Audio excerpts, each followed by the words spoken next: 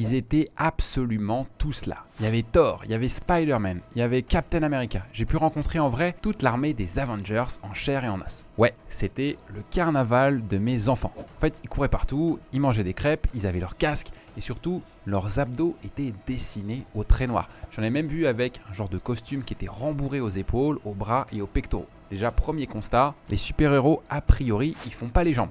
Je les regardais jouer, les petits bonhommes avec leurs faux muscles, ils bombent le torse, ils lèvent les bras pour se grandir, ils s'imaginent avoir une force surhumaine. En fait, ça m'a amené à me demander quelles images ont-ils des super-héros? Quelle part font-ils entre l'acteur et le personnage? Je me souviens de mon fils qui a appelé Robert Downey Jr. Iron Man, en le voyant dans un autre film qui n'avait rien à voir avec les Avengers. Ou me demander de montrer Gotham City sur la carte du monde. En fait, au-delà des enfants, quel pied garde-t-on dans la réalité quand on voit ces films et le corps de ces stars? Je vais donc te parler d'Hollywood et de muscles dans cette vidéo. Et la vérité, c'est peut-être pas tout à fait celle que tu crois. D'abord, rappelons le but du cinéma. Le but, c'est de te faire ressentir des émotions devant un écran. Il faut que les images, forcément, elles t'impactent et qu'elles te marquent. Repense par exemple à la sortie de l'eau de Daniel Craig dans James Bond par exemple. Encore plus avec une franchise parce que tu dois être reconnaissable et fidélisable pour l'audience. Tu dois avoir envie de voir les suites qui vont sortir. Et pour ça, il doit y avoir des marqueurs. L'univers des super-héros, c'est archi testostéroné. La force est dans le muscle et le muscle, surtout qui se voit, qui est bien saillant. Donc quand ils sont en costume, déjà, l'angle de caméra, la profondeur du champ, la lumière, le rembourrage, et oui, ils sont rembourrés aussi, comme les enfants. Ça va être des éléments qui sont faits pour rendre les plus costauds possibles à l'écran. Et quand ils se mettent torse nu, les jeux de lumière, ils sont encore plus importants. Le maquillage également, il va avoir sa place parce qu'il y a une certaine mise en condition. Tu peux t'en rendre compte par toi-même avec un phénomène qui est assez simple. Quand tu es à la salle ou chez toi à faire ta séance de muscu, si tu passes devant un miroir entre tes séries d'exercices ou même à la fin de ta séance, tu seras ce qu'on appelle pumpé, c'est-à-dire congestionné. Les muscles ils vont être gorgés de sang, les veines elles vont être plus apparentes, tu vas être plus massif qu'après le petit déjeuner en te lavant les dents par exemple. Et c'est pareil sur un plateau de tournage. Les acteurs, en fait, ils ne se contentent pas juste d'enlever leur t-shirt pour pouvoir se montrer torse nu, leurs abdos ou avec les bras relâchés. En fait, ils vont toujours pumper leurs muscles pour être à leur avantage. Et toi, quand tu es devant le film, tu vois juste Vin Diesel dans son barbecue au calme, juste avant qu'il soulève une voiture à bout de bras. Ça, c'est du cinéma, c'est fait pour nous faire rêver. Et il y a bien évidemment tout un tas de techniques pour ça. C'est normal. Le problème, c'est que quand l'acteur, il n'est pas juste dans son personnage.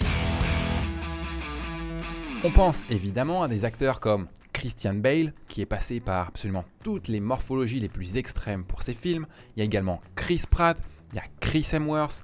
Bon, il n'y a pas que des Chris, bien sûr. J'ai été aussi choqué par la transformation de Paul Rudd, par exemple, qui était plutôt dans des rôles de quarantenaire désabusé avant de réaliser Ant-Man.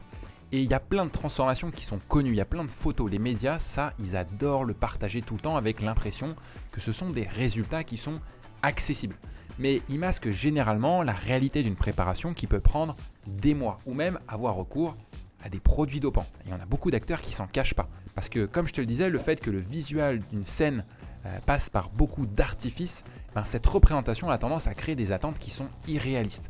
Personnellement, ça c'est un peu la déformation professionnelle, je suis toujours touché par des films où on voit le héros avec une hygiène de vie qui est catastrophique. Il dort pas, il boit de l'alcool à foison, il mange que des fast-food pendant tout le film, mais torse nu, il enlève le t-shirt et c'est un dieu grec. En réalité, il n'y a pas moyen.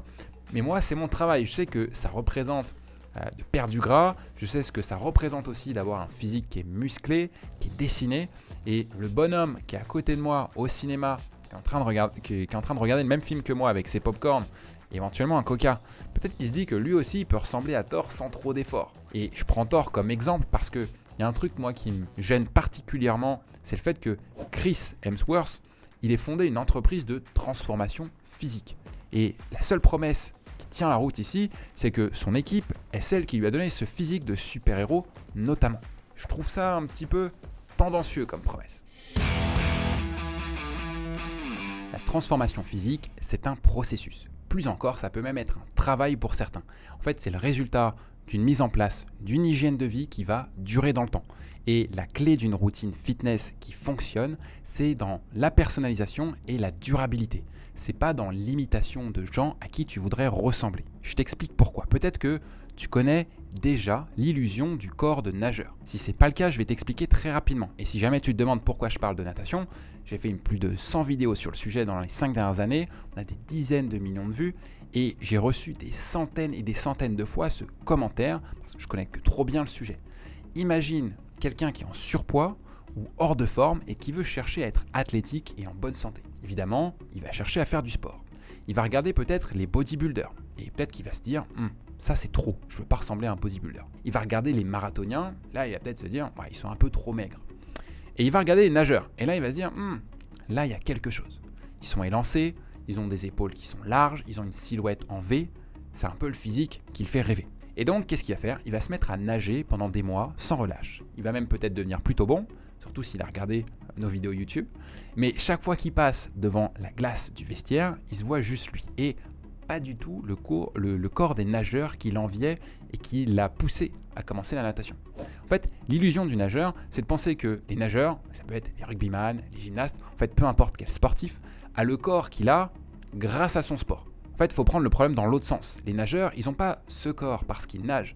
En fait, ils nagent très vite à haut niveau et de manière professionnelle parce qu'ils ont ce corps. C'est un peu la même logique si je te dis que la gymnastique, ça ne stoppe pas la croissance ou que le basket, ça ne fait pas grandir. C'est pas parce que tu vas jouer au basket que tu vas être géant. Mais par contre, si tu es géant, tu as d'excellentes prédispositions pour le basket. C'est pareil avec la natation.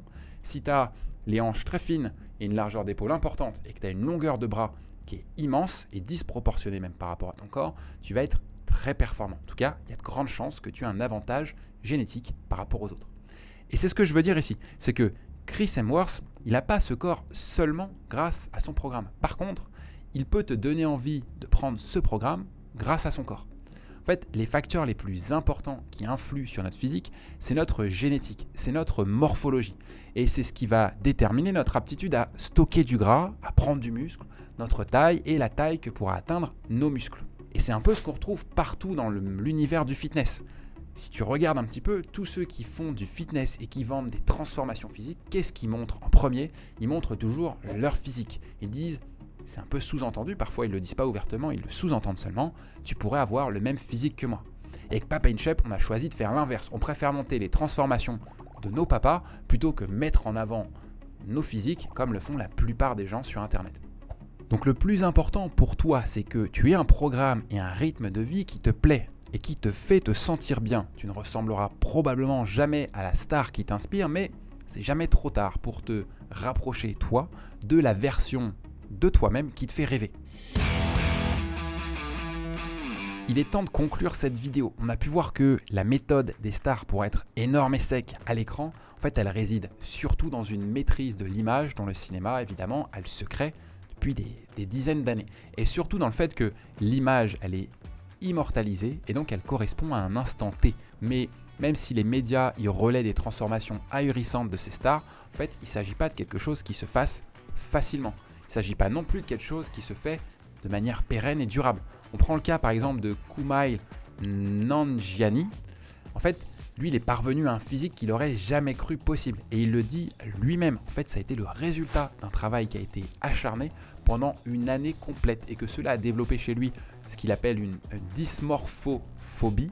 En fait, il s'agit d'un biais psychologique et qui fait qu'on n'est jamais satisfait de son corps. C'est pas facile, c'est pas pérenne et c'est pas non plus le plus important. Moi, ce que je te recommande, c'est d'adhérer à un programme qui s'adapte à toi, qui s'adapte à ton quotidien et qui s'adapte à tes envies. Pas une application faussement personnalisée via une intelligence artificielle plus ou moins réelle derrière. Non, ce qui fonctionne le mieux, en tout cas de ce qu'on a expérimenté, c'est d'avoir un coach qui va pouvoir personnaliser les solutions en fonction de tes besoins.